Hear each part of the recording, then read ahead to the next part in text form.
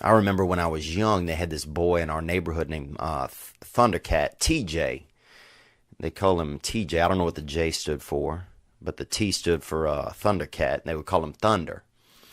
And he was born with some deficiencies. He had hair just growing directly out of his face, like one of those, you know, almost just like the dark arts had just, almost like he was just, one of his parents was fucking carpet, he just had this kind of wolf boy, sort of Wookie kind of thing,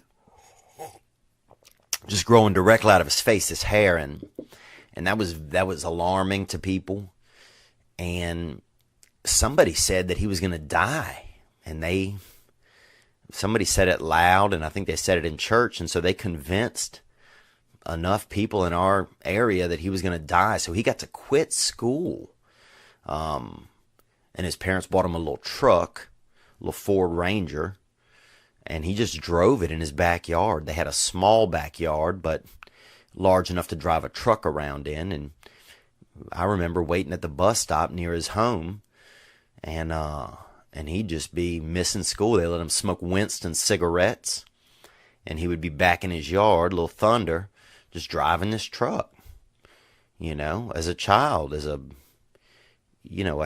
just a real hairy kind of child. And before that, I remember the girls at school would always brush him and brush his hair, and they kind of took to him, championed him as like a little bit of an oracle, and we all did a little bit. I remember I used to sneak over by the fence because his family had a chain link fence, and I would sneak over there and give him sliced peaches, feed him sliced peaches through the fence, keep him hydrated and stuff like that. And he would just smoke cigarettes and listen to Fuji's Killing Me Softly. He was listening to a lot. He had a couple of tracks there in the truck, and I remember Blind Melon. He listened to some Blind Melon there. And they thought he was going to die. So, and the reason why he got to not even go to school was because so he could die at home. They wanted him to have some peace, and he didn't have to, struggle with all his lessons and, spelling and all of that, because you're not going to need that if you're dying. And he never did die. His mother had varicose veins, I remember, and she died. And the daddy, this is how they used to make money. The daddy used to do slip and falls at Pizza Huts. And he would sue them, and he would get that money and get that check. And he died. The father died doing slip and falls. He was working the circuit one year, and I think he was near like Sarasota, Florida, and he died. He split his head open on a salad bar out there, doing his craft or his work or whatever it was, scamming. But I remember a lot of times when I would feel down in the dumps as a child, I would think about him and what his life was going to be like and what his walk through the world was probably like.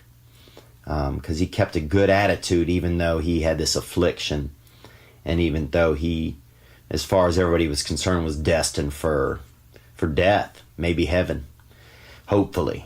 A child, you like to think that most children go to heaven. But yeah, that was Thunder. And he last I heard, he lived. He was still alive. What's up, guys? Sitting here with this marijuana plant. I think also could be just a regular plant. Could be poison ivy, bro. I'm about to smoke myself in some itchy. Just watching other clips since you're already here. You know what I'm saying?